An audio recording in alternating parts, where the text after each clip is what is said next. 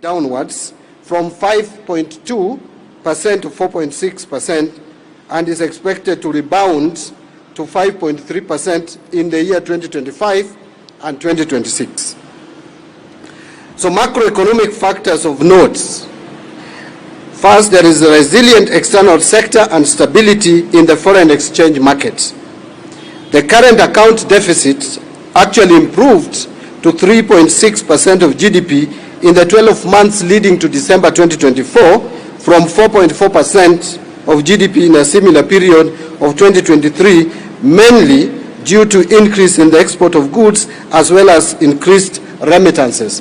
So I'm sure you understand what balance of trade means. That is the difference between exports and exports. And because we are a net importer, if that ratio declines, then it means that we are doing relatively well.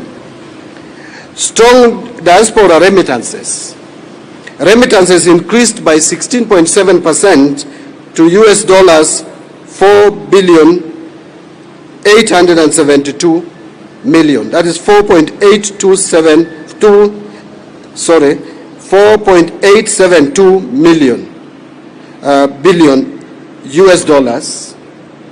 That you can translate to about 630 billion Kenya shillings in the 12 months to November 2024, compared to 4.175 billion in a similar period in 2023. So we have seen remittances increasing exponentially.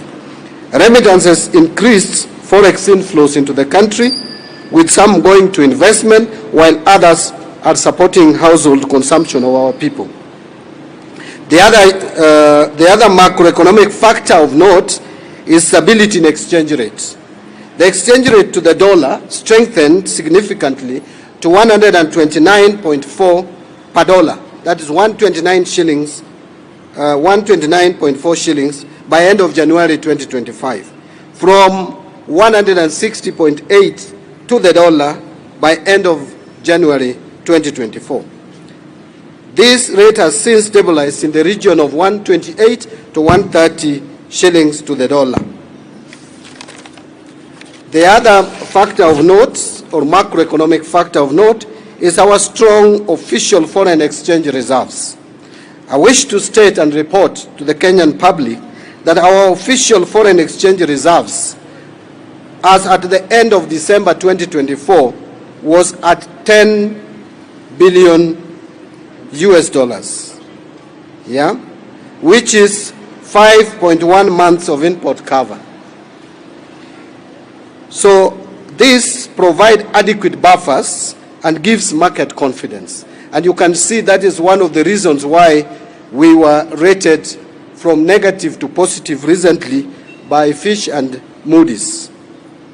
So it is crucial that this macroeconomic performance must then therefore translate into liquidity. That is a question that many Kenyans have been asking, that we are not feeling the money in our pockets despite the fundamentals showing very positive signs.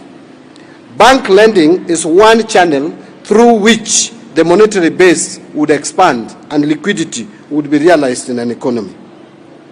So given the outcome of inflation, which is now at about 3.3%, the latest data, Central Bank of Kenya has gradually eased monetary policy by lowering the central bank rate from 13% in August 2024 to presently 11.25% in December 2024, and finally down further in February to 10.75%.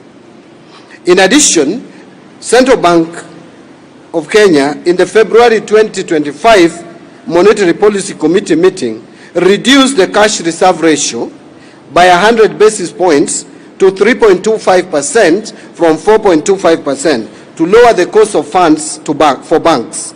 This will further support lowering of lending rates and support growth of credit to the private sector.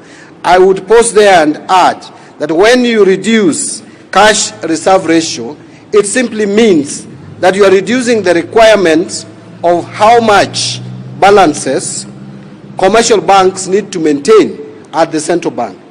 That would therefore, if you lower it, it means you are releasing more money for banks to loan to the Kenyan public, and that has the effect of improving liquidity. I am informed that this reduction alone would make over 50 billion shillings available to our commercial banks to lend to Kenyans, private businesses, and individuals to carry out business, expand job opportunities, and therefore improve the general liquidity in the economy.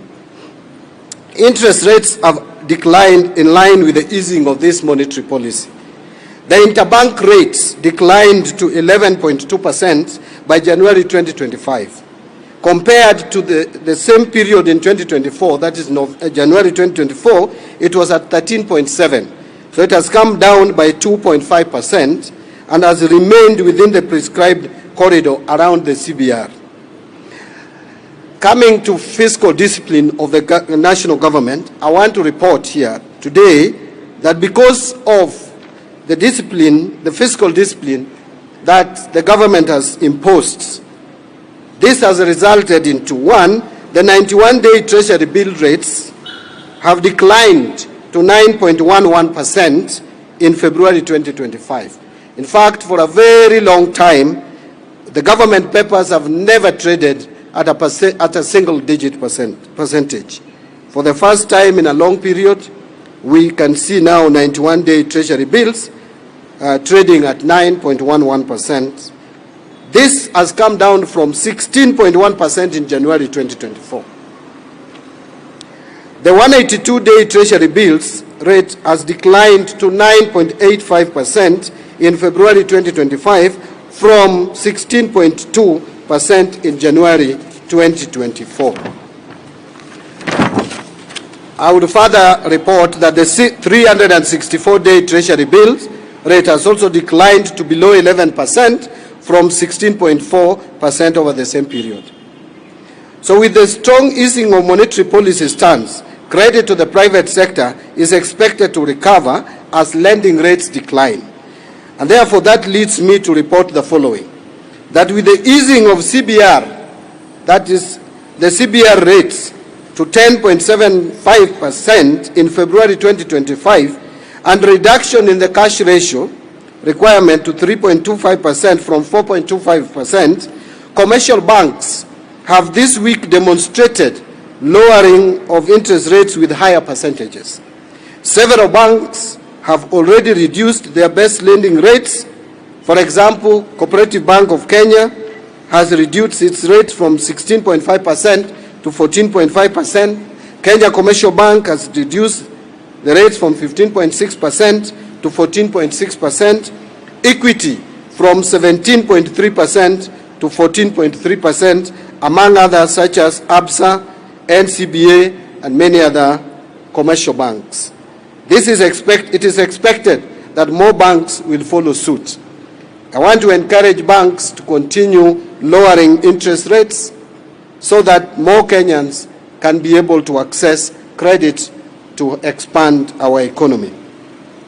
The reduction of interest rates charged by banks to the private sector is likely to expand credit to private sector, encouraging investments, creating jobs, and improving the general liquidity in our economy. I want to say something about capital markets developments. Notable improvements as investors' activity at the Nairobi Securities Exchange increased. Foreign direct investment flows have increased and shown clear signs of improvement.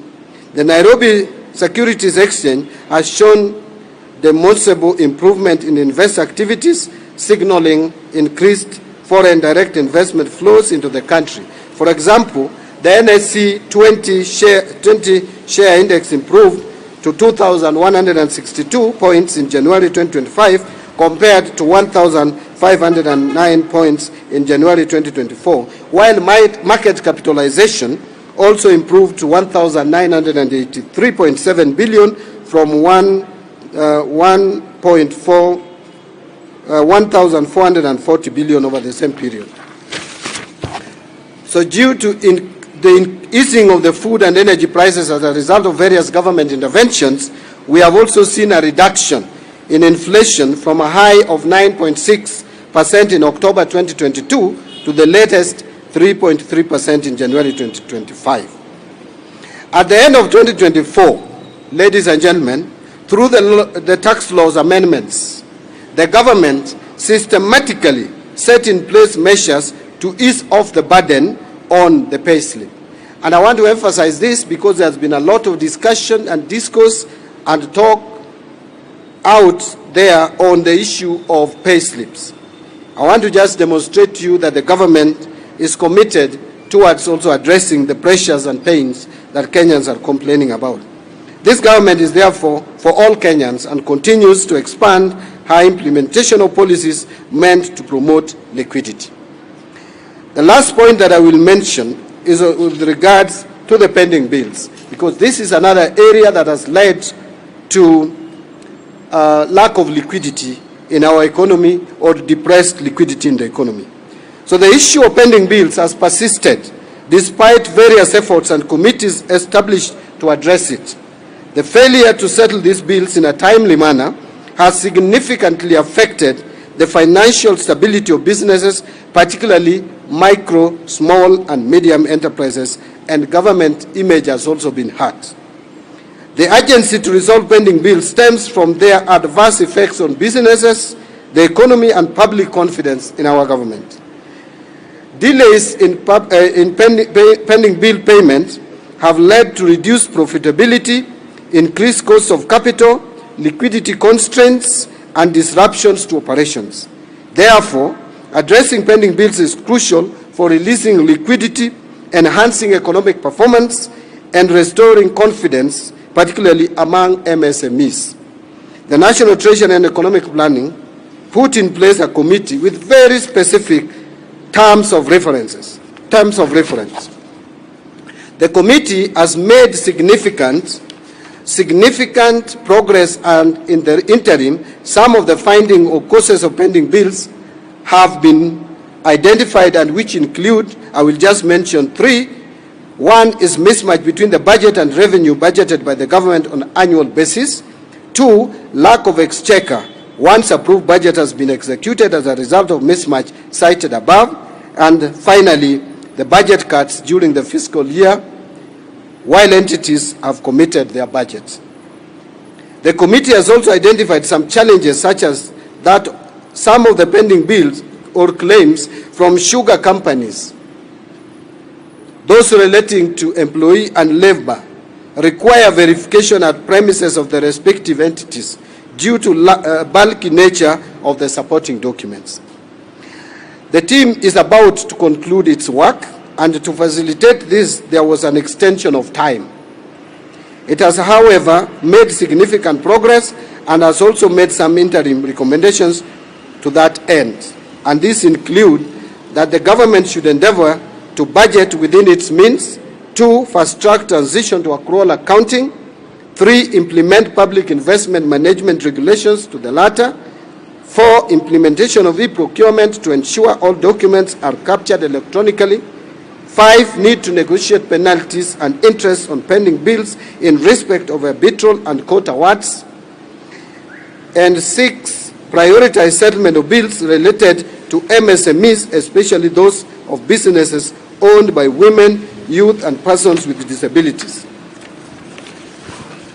Injection of monies via the payment of these pending bills will, without doubt, ease things for the Kenyans who we serve. This is why, as the year rolls out in earnest, Kenyans must know that the government has their backs. We are not oblivious to your realities. I want to just hasten to add that the government is working on how to implement the report of this committee to ensure that pending bills are settled. It is not something that is going to be settled in a bullet, because you know we also have fiscal constraints. But I will tell you that the government has already given the National Treasury through the cabinet okay or green light to come up with a strategy on how to settle pending bills. You will shortly hear from the National Treasury on how we are going to settle the pending bills as soon as practical. Thank you very much, and that is the end of my statement.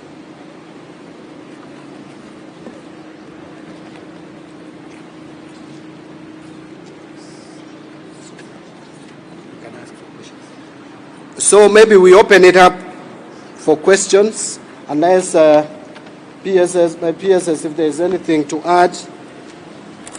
Maybe I would give PS National Treasury. You know, I'm just the spokesman of this ministry, but the people who do the work are behind me. I do very little. I only communicate. So I would want to ask PS in charge of National Treasury maybe to take a minute or two to say something that I might have forgotten, or even to expound further on what I've said. And I also have my planning guru here, the PS Economic Planning, Mr. James Muhati will also have a minute or two. Yes. Thank you, Waziri. I really don't want to add to what you have said.